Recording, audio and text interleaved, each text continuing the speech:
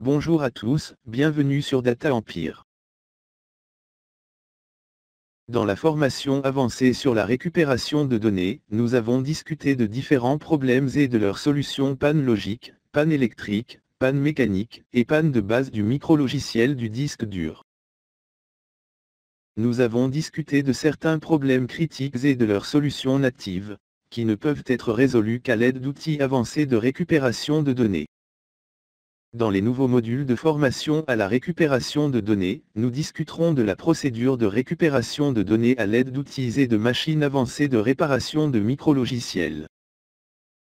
Au cours de cette session de formation, nous discuterons en détail du micrologiciel du disque dur, des outils avancés, et des exigences des outils avancés. Mes amis, comme nous le savons, les données représentent aujourd'hui le monde pour nous. Parce que les données sont essentielles dans le scénario actuel. Généralement, les erreurs humaines, les pannes de courant, les causes naturelles, les pannes de machines, les erreurs logiques, les dommages physiques, les pannes électriques, et la panne du micrologiciel sont les principales raisons de la perte de données. Nous avons déjà discuté de la récupération après panne logique, électrique, mécanique et de base du micrologiciel dans les modules avancés de récupération de données. Dans cette formation avancée sur la réparation de micrologiciels, nous discuterons des différents outils de réparation de micrologiciels matériels et de leur processus de travail. En outre, différents problèmes de micrologiciels, leur identification et leur solution grâce à des outils avancés seront abordés ici.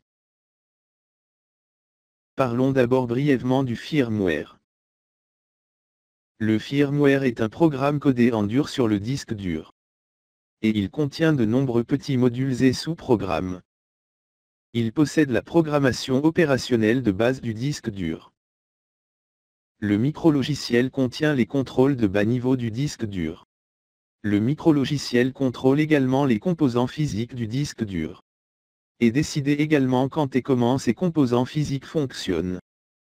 Le problème de la corruption du micrologiciel est très courant sur les disques durs modernes. Lorsque le micrologiciel du disque dur est corrompu, sans le réparer, les données ne peuvent pas être extraites.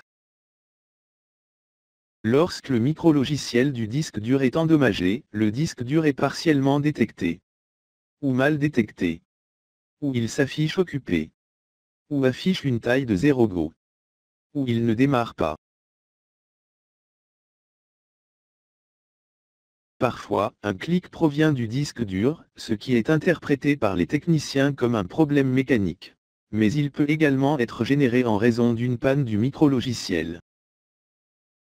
À l'heure actuelle, découvrir la raison exacte de la panne du micrologiciel et récupérer les données des clients sans les réparer peut être très difficile pour tout technicien. Comme nous en avons discuté lors de la session précédente, le micrologiciel du disque dur est divisé en deux parties. Une partie est stockée sur le PCB du disque dur. Et la deuxième partie est stockée sur la zone de service du plateau du disque dur.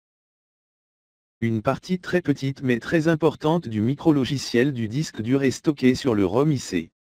Ou sur le processeur principal du PCB du disque dur. Une grande partie du firmware du disque dur est stockée sur des pistes spéciales du plateau, appelées zones de service.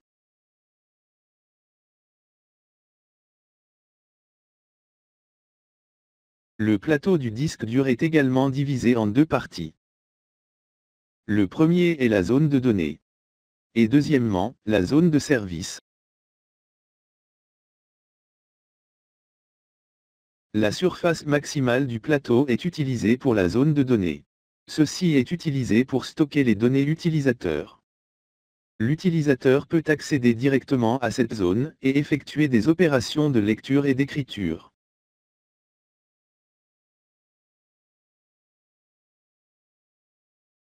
Une petite zone du plateau est utilisée pour la zone de service. Tous les modules importants du micrologiciel tels que la table de zone, la superposition, la table des défauts, les modules de traduction, et les fichiers système sont stockés dans la zone de service. Le module firmware disponible sur la zone de service n'est pas directement accessible. pour accéder, mettre à jour et réparer le micrologiciel disponible sur la zone de service. Nous avons besoin d'outils spéciaux de réparation de micrologiciels, logiciels et matériels.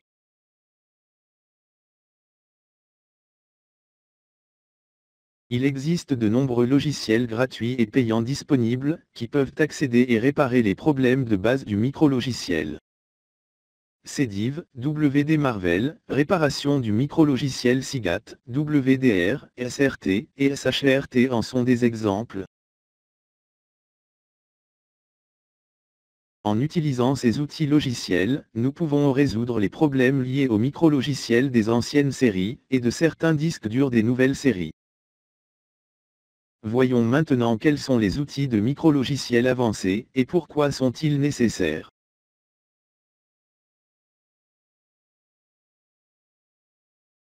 Comme nous le savons, les problèmes des disques durs des anciennes et des nouvelles séries peuvent être résolus à l'aide d'outils logiciels. Mais qu'en est-il des disques durs de nouvelle génération?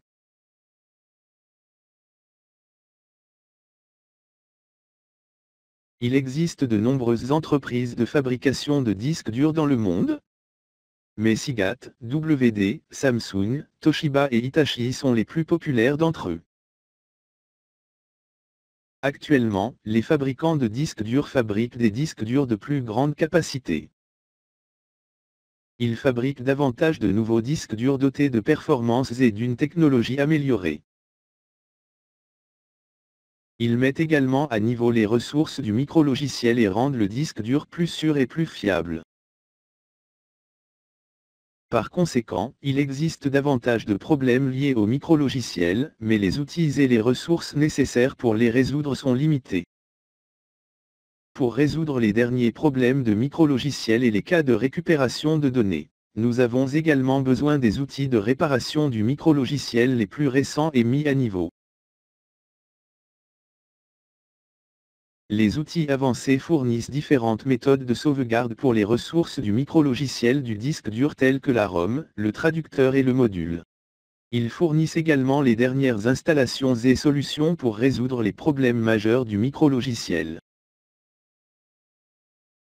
De nombreuses entreprises et leurs produits matériels avancés sont disponibles pour la réparation du micrologiciel du disque dur.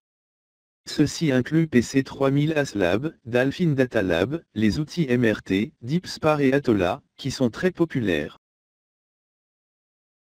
Dans ce cours de formation avancée sur la réparation du micrologiciel, nous apprendrons la récupération via l'outil de récupération de données MRT. Nous essaierons également de démontrer d'autres outils matériels. Nous discuterons des points importants et des erreurs à garder à l'esprit lors de l'ouverture du laboratoire de récupération de données. Nous apprendrons également étape par étape comment diagnostiquer facilement le lecteur. Et comment récupérer les données des lecteurs dotés d'une protection par mot de passe, d'une tête endommagée et de problèmes logiques.